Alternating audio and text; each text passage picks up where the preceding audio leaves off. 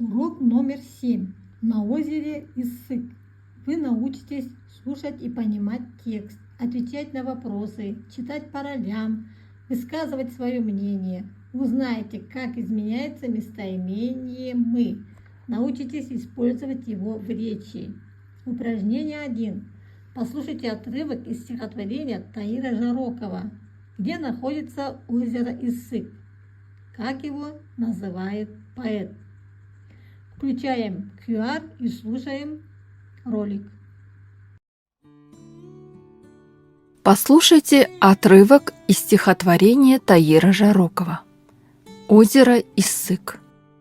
Что за чудо из чудес? Это озеро меж гор. Ты, наверное, нигде не видал таких озер. Не создаст такой красы ни художник, ни поэт. Это вздох седой горы, это лунный тихий свет.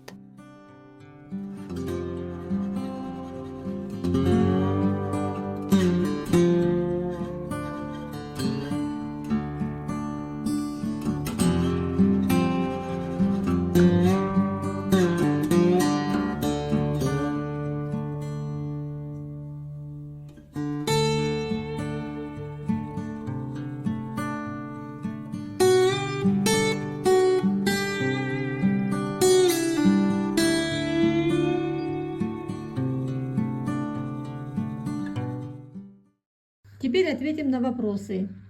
Где находится озеро Иссык? Озеро Иссык находится меж гор. Как его называет поэт? Поэт называет его вздохом горы, лунным светом, чудом. Упражнение 2. Прочитайте по ролям рассказ Елены Клепиковой. Придумайте заголовок. Отец повел сына в поход. Они поднимались в горы. «Папа, куда мы идем?» Но отец не отвечал. Только на вершине горы сказал: «Смотри, сынок». Внизу, как волшебное зеркало, блестело озеро Иссык. Его вода была прозрачной. Вокруг росли тяньшанские ели, пели птицы, летали яркие бабочки. «Какое оно чистое, похоже на глаза неба! Красота какая!» — сказал сын. Красоту природы все должны видеть.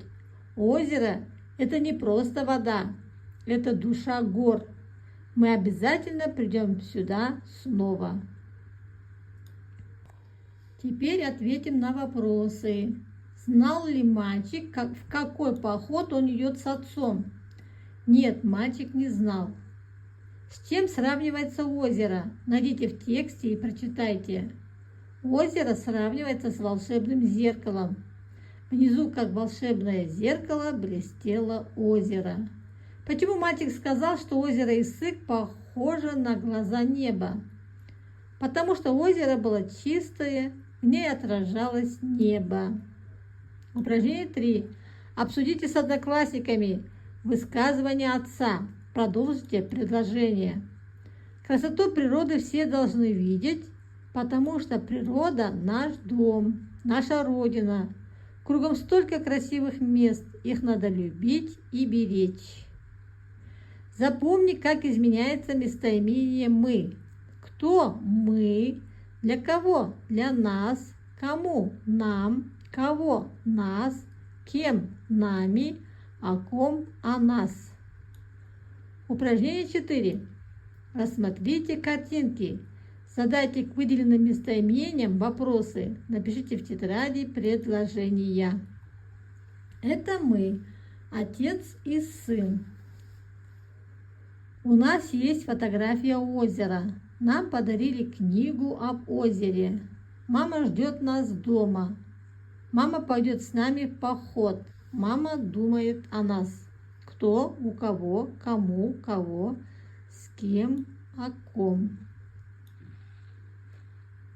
Это кто? Отец и сын. У кого есть фотография озера?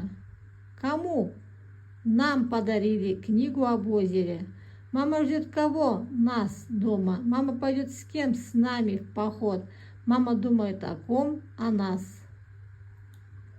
Упражнение 5. Напишите правильно. Мы приехали на озеро. У нас была карта. Туристы подошли к нам. Они спросили нас о горах. На память у нас остались фотографии.